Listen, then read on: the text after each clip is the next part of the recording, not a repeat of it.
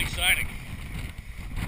Me and the dude next to me on the dock were just hanging on. It had to be, I'm guessing 60-mile-an-hour winds. I don't think it was a tornado. I'd be dead.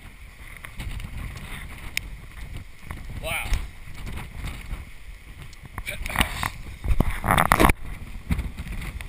That was pretty cool. I hope my house is still there.